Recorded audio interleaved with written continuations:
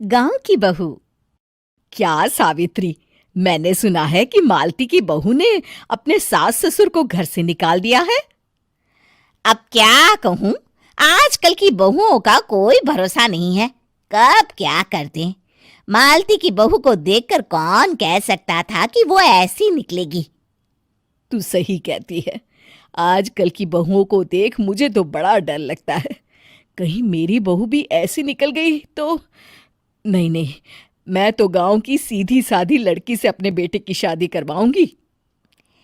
इस तरह एक दिन गायत्री अपने बेटे की शादी गांव में रहने वाली मीना नाम की लड़की से करवा देती है। ये लीजिए माँ जी, आपके लिए गर्मा गर्म नाश्ता और चाय। अरे वाह बहू, सच कह रही हूँ। जब से तू इस घर में आई है मुझे तो बड़ा आराम है। तेरे जैसी बहू तो किस्मत वालों को मिलती है। का माँ जी, अब इतनी भी तारीफ मत करिए ना। धीरे धीरे मीना गायत्री की चहेती बन जाती है और मीना भी गायत्री को कभी शिकायत का मौका नहीं देती थी। फिर एक दिन, ये ले बहू, आज मैं बाजार से तेरे लिए साड़ी लाई हूँ। साड़ी देखते ही मीना का मुंह लटक जाता है। का माँ जी, ये भी कोई साड़ी है? ना, मुझे तो बिल्कुल पसंद नहीं आई। अरे लाना ही था तो कोई अच्छी महंगी वाली साड़ी ले आती मेरे लिए। आप तो ये सस्ती साड़ी उठा लाई। मुझे नहीं ना चाहिए आपकी ये साड़ी, आप ही पहनिए इसे। अरे ये क्या बहू, तू तो आजकल कुछ ज्यादा ही नखरे दिखा रही है। मैं इतने प्यार से तेरे लिए साड़ी लेकर आई हूँ और तू है कि उल्टा मुझे ही दो बातें सुना रही है। अरे माँ जी, आप अपने लिए तो बड़ी डिजाइनदार और महंगी महंगी साड़ियां खरीदती हैं और मेरे लिए ये सस्ती साड़ी ले आई। आप समझती हैं कि मैं गांव से आई हूं इसलिए मुझे कुछ नहीं पता। हाँ, अरे कुछ नहीं, तुझे शहर की हवा लग गई है बहू। इस तरह दोनों सास बहू में रोज किसी न किसी बात पर लड़ाइयां शुरू हो जाती थीं। आप सभी से निवेदन है कि वीडियो को ज्यादा से ज्यादा लाइक, शेयर एंड सब्सक्राइब करें। धन्यवाद। एक दिन गायत्री अपनी कुछ सहेलियों को अपने घर चाय पर बुलाती है। अरे बहू, मेरी सहेलियों के लिए बढ़िया चाय नाश्ता तो बना दे। अरे माँ जी, अभी ना मेरे पास बिल्कुल भी समय नहीं है। मुझे ब्यूटी पार्लर जाना है। चाय नाश्ता आप ही बना लीजिए। हाँ, तू कब से ब्यूटी पार्लर जाने लगी है? शहर आए 2 दिन नहीं हुए और देखो महारानी के नखरे शुरू हो गए। बस भी करिए माँ जी, आपसे बहस करने के लिए मेरे पास ना बिल्कुल टाइम नहीं है। आपका का है, आप समझती हैं कि मैं गांव से आई हूं तो मुझे कुछ नहीं आता, और आप जो रोज रोज मुझसे मेहमान नवाजी करवाती रहती हैं नौकरानी की तरह।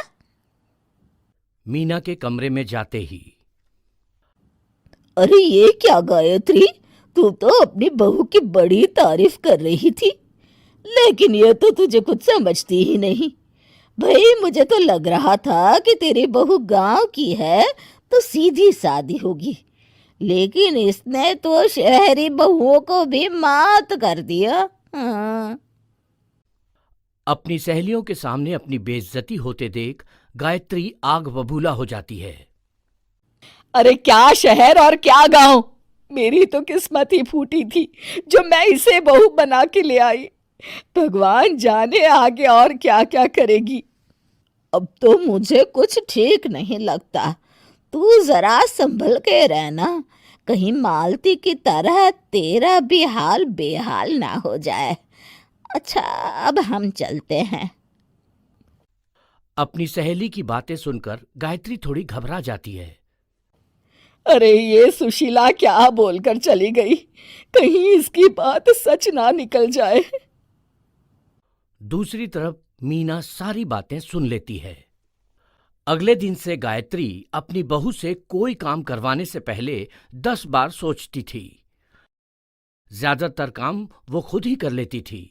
अचानक अपनी सास में आए इस बदलाव को देख मीना, लाइए ना माँ जी, मैं कर देती हूँ ना काम। एक बात पूछूं माँ जी, आजकल ना आप बड़ी चुप चुप सी रहती हैं, और अब मुझसे झगड़ना तो दूर, मुझसे खुल के बात तक नहीं करती आप। कुछ नहीं बहू, ऐसे ही। मीना अपनी सास की मंशा भांप जाती है और मुस्कुराते हुए कहती है, अरे माँ जी, चिंता मत करिए, मैं आपको घर से नहीं ना निकालने वाली। ये डर आप अपने मन से निकाल दीजिए। अरे छोटे मोटे झगड़े तो हर घर में होते रहते हैं, चाहे कुछ भी हो जाए, आप मेरी सासू माँ हो। मैं तो जिंदगी भर आपकी सेवा करूंगी माँ जी। अपनी बहू की बातें सुन गायत्री को एक प्रकार का संतोष होता है और उसकी सारी चिंताएं दूर हो जाती है। गायत्री अपनी बहू को गले लगा लेती है। मुझे माफ कर दे बहू, मैं तुझे गलत समझ बैठी थी। कोई बात नहीं माँ जी, ये ना घर घर की कहानी है। हाँ।